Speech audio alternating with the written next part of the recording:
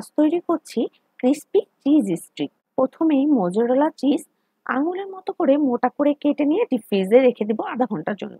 এরপরে ময়দা, কর্নফ্লাওয়ার, রসুন গুঁড়া, পেঁয়াজ গুঁড়া, শুকনো মিক্সড হার্বস, লবণ, গোলমরিচ গুঁড়ো সব একসাথে মিশিয়ে নেব। একটি বাটিতে ডিম ফেটে নেব এবং অন্য বাটিতে ব্রেড ক্রাম্ব নিয়ে নেব। এবার চিজগুলো যে ময়দার মিশ্রণ মাখিয়ে রেখেছিলাম সেই ময়দার মিশ্রণে গড়িয়ে, ডিমে গড়িয়ে, ব্রেড ক্রাম্বে গড়িয়ে ডুবো তেলে ফ্রাই করে নেব।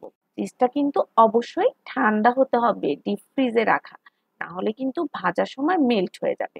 চুলার আঁচটা মাঝারি রেখে ক্রিস্পি করে ভেজে নেব। ব্যাস তৈরি হয়ে গেল ক্রিস্পি চিজ স্টিক। একদম চিজি। সবাই কিন্তু অবশ্যই ট্রাই করবেন আর জানাবেন কেমন লাগলো। আমার ভিডিওতে কিন্তু রিমিক্স অপশন অন করা আছে, চাইলে আমার ভিডিওটা আপনারা রিমিক্স করতে পারেন। সবাই ভালো থাকবেন। আল্লাহ হাফেজ।